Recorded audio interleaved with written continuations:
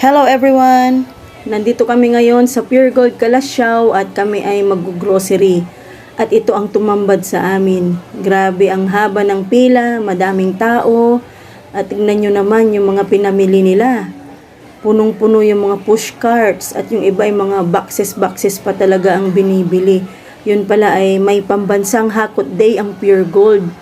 Kaya dumagsa talaga yung mga tao, lalong-lalo na yung mga may tindahan, may sari-sari store or may mga mini groceries. Talagang napakalaking matitipid nila dahil almost all items na tinitinda dito sa Pure Gold ay 10% discount. So talagang sasamantalahin ng mga shoppers, ng mga nanay, ng mga negosyante na bumili talaga dito. O, tignan natin to si ate, grabe halos binili na ata lahat ng mga juices. Grabe, punong-puno yung kanyang carts at hindi lang carts, mga boxes pa na napakarami, no? Paano niya kaya yan isasakay? Baka sa truck. Baka si ate ay mayroong mini mall or malaking groceryhan sa kanilang lugar. Ayan, so yung iba naman ay nakaupo lang habang naghihintay na umusad ang mala-traffic na mga groceries. Mga alas 3 na kami pumunta at marami ng tao. So hanggang mamaya ay mas dadami pa ito dahil sabi ng guard ay hanggang 12 o'clock midnight daw itong Hakot Day nila. So talaga naman na dudumugin talaga ng taong to dahil napakaraming sale.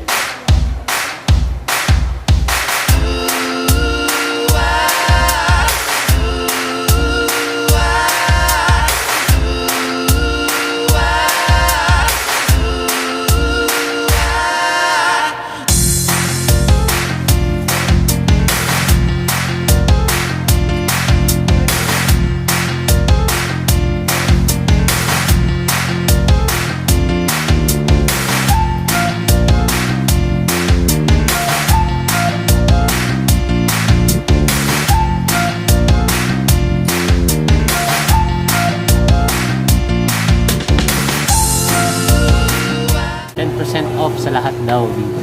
Lahat. Hindi lahat. Yan, haba ng pila. Sa lahat ng items. Paskong Pasko talaga ang feel dito sa Pure Gold dahil napakaraming sale at parang mafe-feel mo yung diwa ng Pasko dahil nagsisilabasan yung mga pera ng mga tao, maraming pang groceries, diba? Sabayan mo pa ng mga kantang pamasko ay talaga naman na mapapabili ka talaga.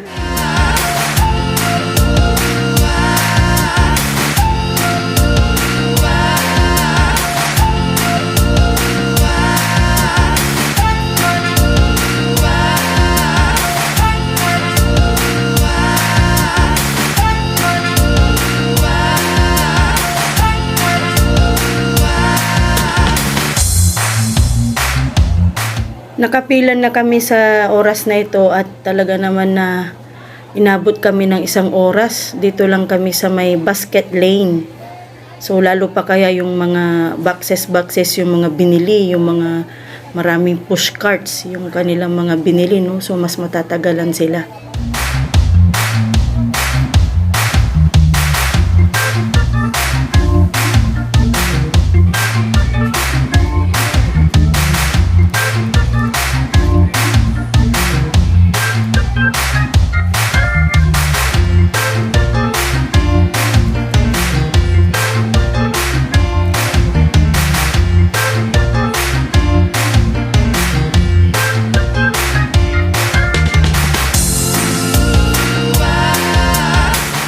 Ayan, so habang gumagabi ay mas dumarami yung tao na bumibili.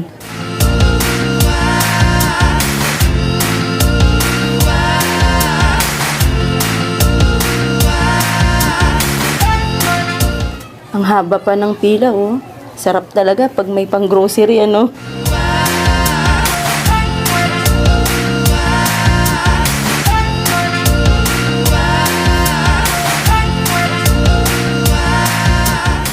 Ayan, so kami na yung nakapila, magbabayad na kami. Salamat Lord at sa wakas ay tapos na ang aming pag-grocery ng mahigit 1 hour na paghihintay.